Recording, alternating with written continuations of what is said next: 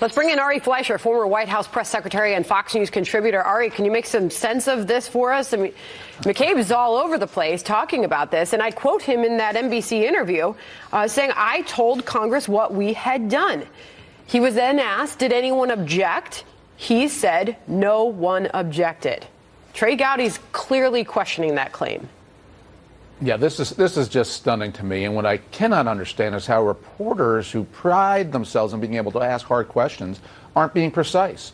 The question should be, did you tell the Gang of Eight that you considered invoking the 25th Amendment? Not that there was a counterintelligence investigation. Everybody knew beginning in the summer of 2016 there was a counterintelligence investigation. So when people ask him that question, they're missing the bigger picture, which is the absolute inappropriate behavior of Andy McCabe, James Comey, and anybody else who participated, Rob Rosenstein, in a discussion about removing a duly elected president using the 25th Amendment. This is the bad behavior that was going on at the top of the FBI. This is what concerns me the most. What do you think's going on here? I mean, with the former acting director of the FBI, he's on a media blitz. He's really put himself out there. He's all over.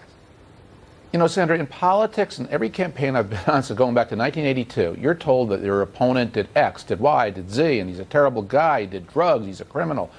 And you have to vet this stuff because hardly ever is it true. But people make things up about people in politics. You would think the FBI would be immune from that at the top level. I think the FBI bought in on every worst scenario, worst case argument about Donald Trump, and they believe it the way a partisan believes it, not the way a neutral, fact-finding law enforcement officer should believe it. So I think they were driven by animus. And it shows up in their tweets, I mean, in their emails that were now disclosed. It shows up in their approach. For Andy McCabe to this day to say that he can't rule out that the President of the United States is a Russian asset, doesn't that tell you a lot about Andy McCabe's bad judgment? The Andy McCabe FBI was protect James Comey FBI at all costs.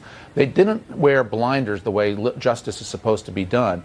They were blindly loyal to Jim Comey. And this is a whole reflection of the top leadership of the FBI, protect James Comey at all costs. That's the problem with blind loyalty.